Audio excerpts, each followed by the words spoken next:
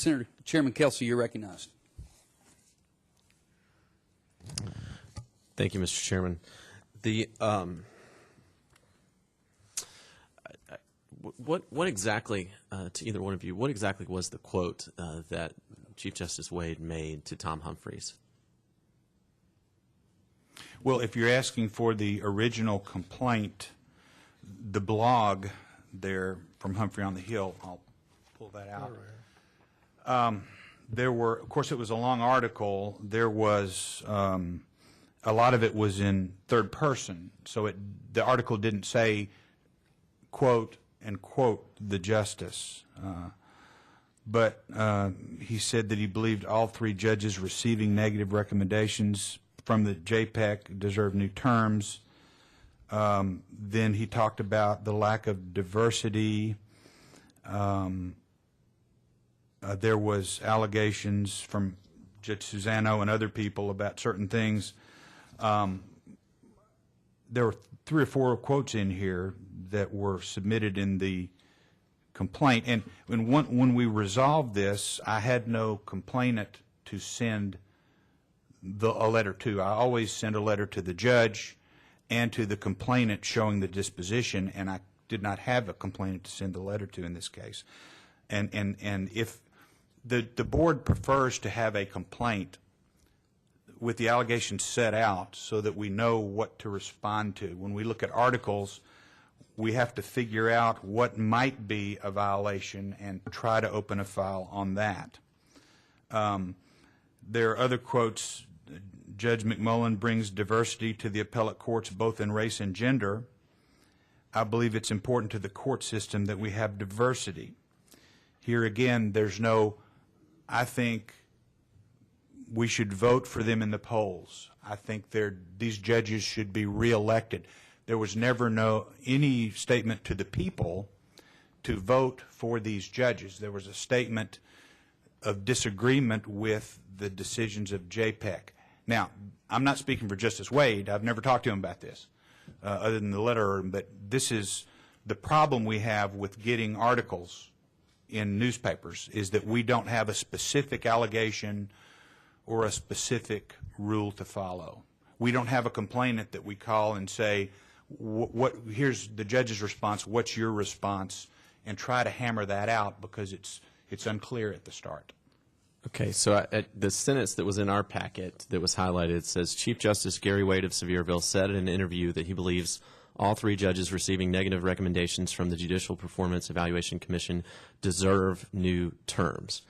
And the legal question is whether or not that was a public endorsement. Is that correct? Yes, sir. Okay, and you've stated that the law is unclear, and it could be a lot clearer. Okay, so if the statement had been everyone needs to get behind these judges on August 7th, that would be an absolutely clear statement of endorsement in an election rather than an implied endorsement when the vote of the JPEC took place. In other words, I think he has a right, now here, my personal opinion, he has a right to call JPEC and say, here's my opinion.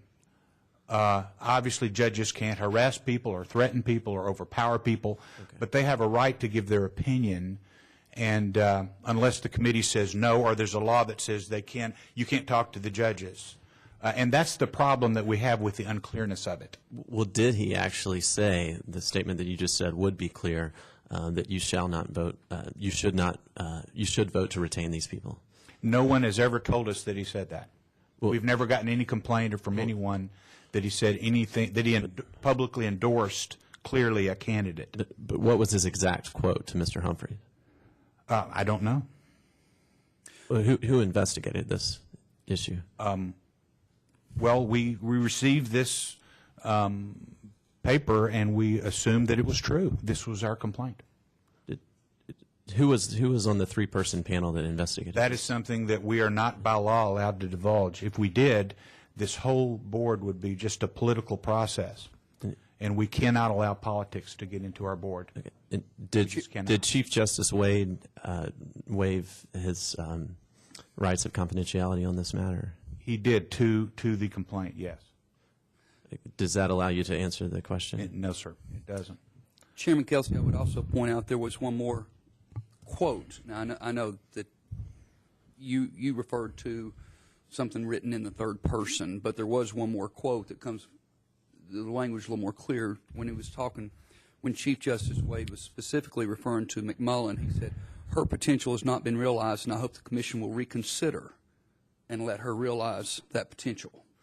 And now, if he'd said, Mr. Chairman, if he'd said, and I hope the voters of this state will let her serve another term by re-electing her, that would be, I think, a clear endorsement, even though I'm not on the investigative panel.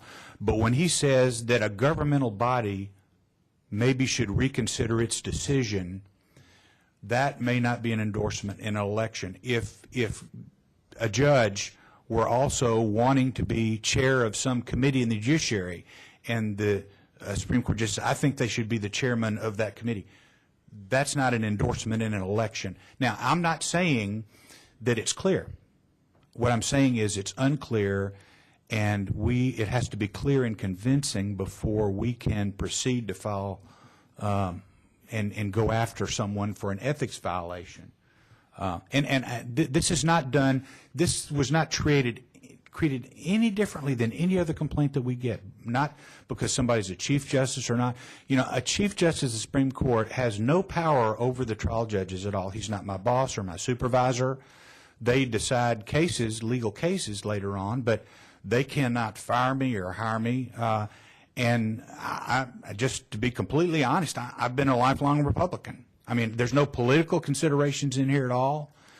And it's just a complaint treated as anything else. It's unfortunate that in December or November, when I wrote the letter to Justice Wade, I didn't know there was a complainant that I could send a disposition to. Otherwise, the complainant would have had all this information, would have been participating in this process, but we didn't. And that's when we get anonymous complaints or we get anonymous things brought to us and we open our own complaint, our own internal complaint, that's the problem. And Mr. Chairman, I want to echo Senator Kyle's comments from earlier too. I've known Judge Kraft for many years, even before I first ran for office in 2004. I find him to be a man of the utmost integrity, and his reputation and that of Mr. Discenza in the Memphis legal community is 100% that they are lawyers of the utmost quality and utmost integrity. And so I appreciate their service to our state and to our nation in those many areas. Thank you. Nonetheless, I still have many probing questions on this issue. We That's why I'm here, Senator. I understand. We all make mistakes every once in a while. And so my question once again, Mr. Discenza, did you actually investigate this complaint? It depends what you mean by investigate. I looked at it.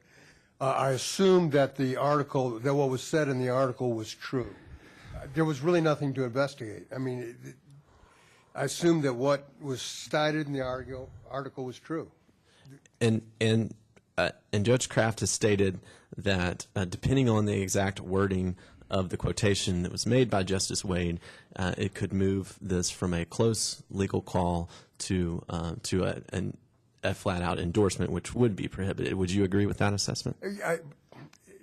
As to that particular part, I agree that's true. I mean, things always can be clear. There's actually, again, my personal opinion, and the investigative panels who makes these decisions, okay, but I write recommendations. My personal opinion, I think there's a number of ambiguities here. I think we also have to consider Minnesota versus White. We have a judge or judicial candidate or judge, it doesn't matter, I mean, it can be either one, that are commenting on their views on the work and operation of a governmental body, and they have a right to do that. But if we're going to consider Minnesota versus White, we might as well throw out every prohibition against judges endorsing candidates, giving money to candidates. I mean, it's Minnesota versus White is not absolute. Now, I'm going to be honest with you. There are a lot of people that think that Canon 4, those endorsement portions, are unconstitutional. Right. I will tell you that our view, my view is disciplinary counsel, and our view as a board, although Judge Kraft is the spokesman, but I know he would say this. We don't determine constitutionality. I mean, we just don't. We enforce these things. We follow the law of Tennessee. Right. We enforce them as they are written, passed by the legislature, and in terms of the canons passed by the written by the Supreme Court and approved by the legislature. So we may have, there may be doubts about the constitutionality of some of these provisions. That's not something we decide. I think there's a number of ambiguities in this, and could we have made a mistake? Sure. I make mistakes every day. The ambiguities in this, again, kind of, I'm not going to speak for the investigative panel. They're the ones that made the decision. And so I'm not going to try and crawl up in their heads. But I can crawl up in my own head and say, I think the problems here are a couple. Number one is the endorsement. And as Senator McNally, I know, had a letter composed by some of the legal staff here for the General Assembly, and even they recognized very much that there is no really good definition of endorsement, and even in Florida, which has the strongest one, there's some ambiguity. Number two, there's a question on whether these individuals that were then before the committee were even at that time candidates.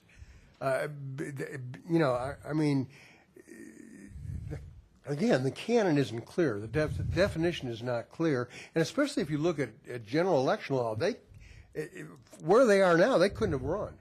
I mean, they couldn't have. They can't even do that until after the operation of the JPEG, at which time they then can file to be candidates. If they get no recommendation, they have to, because they'll be in a general election. And I would agree with you that based on the third-person statement that's made in the article, it's a close legal call whether or not the canon was violated. But my question is, when you asked Mr. Humphrey for the exact quote, what was the exact quote that he gave you? I didn't ask Mr. Humphrey the exact quote. I've been a prosecutor for too long trying to ask the media anything. They have generally a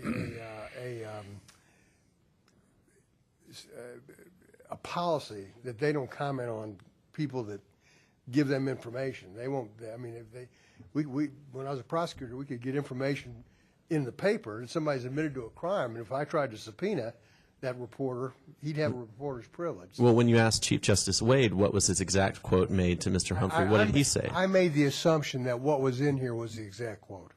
So no one has ever asked what the quote was that the Chief Justice made publicly? The complaint was that this article contained a violation. That's my complaint. Senator Kelsey, the article contained a violation. Senator Kelsey, I had the article. One of the issues here, and I don't want to make light of this at all, this is a very important issue for Tennessee and for the law and the clarification of the law. But we got an anonymous complaint that the Chief Justice had said something in the paper. I just filed my report with you, with your Senate clerk, Friday for May. We have already handled 377 complaints this fiscal year. This month is a nightmare because of the election. Every judicial candidate is filing a complaint against every other judicial candidate. It's just, well, except for Senator Kelsey.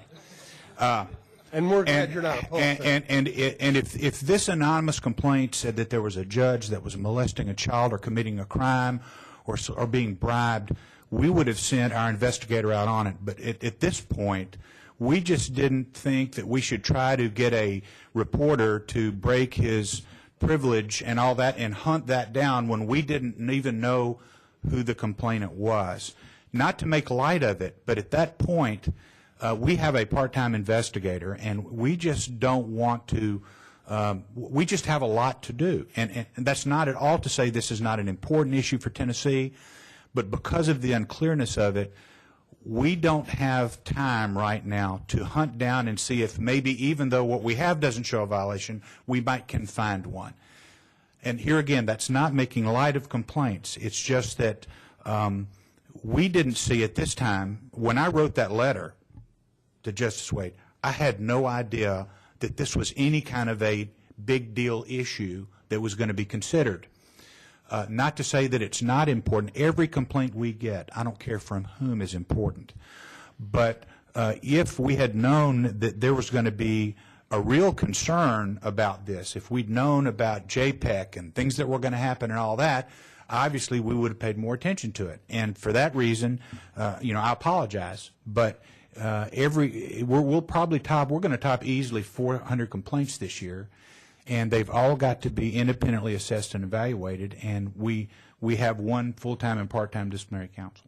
I mean, we made the assumption that he said what was in it. Right. We assumed the complaint was true as we got it. What we called it, our internal complaint was. But there is no quote in the newspaper, and you both have testified that had you known the exact quote, that would have changed your opinion as to whether or not there were a violation. So it just seems to me that that was an incomplete investigation. Yes, if no one even asked. We made the assumption that the article was correct.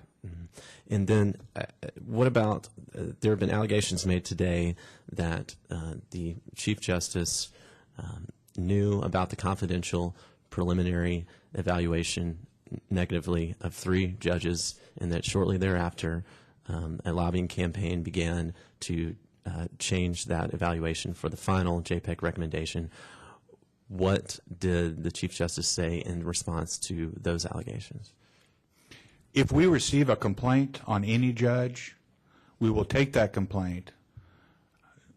Our disciplinary counsel will investigate it, and then after we look at it, we will submit it to an investigative panel, and we will do what they tell us to do.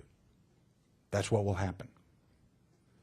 And that's what we've done in all 377 complaints we've disposed of. This complaint mentions none of that. Yes. I mean, We've not gotten any of that. we haven't got, I mean, most of what I know about that I learned today. You know, if anyone wants to file a complaint about any judge, and I'm not encouraging you to do so, We'll take but a if look you at want to file a complaint against a judge, it's our job to take care of that and investigate it. So you just today learned that there were private endorsements of a particular evaluation of a judge in Tennessee by the Chief Justice. Well, I was sitting here today when someone testified to that, but no one has ever, I have not, to my knowledge, there's no complaint that's been filed on anything like that that we're handling.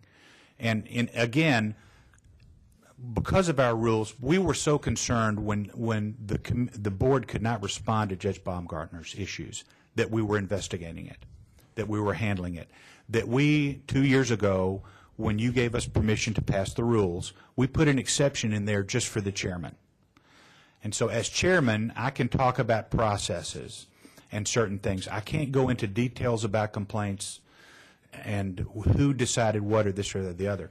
But I can tell you that the only thing we got on this was this article. We got the article with the statement saying, public endorsement, investigate. We never heard about any calling JPEGs, any of that. None of that's in Because you never investigated it. No one ever told us that there was any involvement. No one gave us anything to investigate.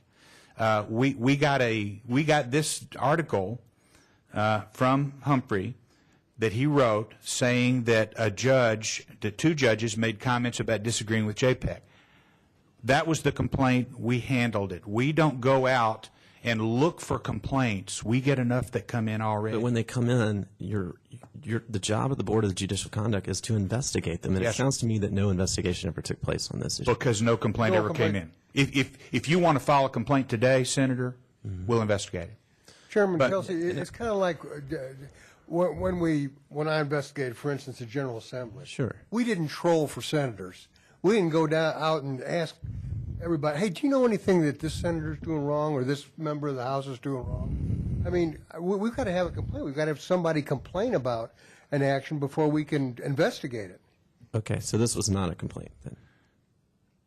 Well, the complaint that we got was that a judge. Says nothing at all about that at all. I presume this is what we're talking about. And just so you'll understand, we are not enforced. We were not created by you to go out and look for irregularities in judges. We were created by you in the statute. It says to help you in this process when you feel like you should remove a judge. If we were to start investigating and being roving investigators, which judges would investigate? Would it be this party, this gender, that gender, this part of the state? It would politicize it. So what we do is we investigate complaints that come in, or if there's something with notoriety in the paper, and we decide to, we open our own complaint, but we don't send people out looking for, well, let's see if judges are being bribed. Let's start going to the court. Let's see if judges curse at people. Let's go to the courts. We handle the business that are sent us by the complainants. And Judge Scrapton, I believe you serve on a voluntary basis. Is that right? Yes, sir. I get my regular judge pay, but I do this for free. And I really appreciate that. Well, it needs to be done right. Well, and I do, and I agree with you completely on that. And but part of what you're saying is also that it sounds like that you have so many complaints that perhaps there's just not time to get involved in it. And I mean, if that's the case, then that really is something that we in the Judiciary Committee need to take a look at next year in terms of the Board of Judicial Conduct. But because I know that both of you are fully committed to ensuring that justice takes place. And Senator Kyle and I are kind of in a unique situation here in the sense that we're both members of the legislature, but we're also officers of the court. He about to be even more a member of the judiciary than I, perhaps. And so, we also have, I also have a duty and I feel a responsibility to ensure that the judiciary is fully respected in Tennessee, and we have to.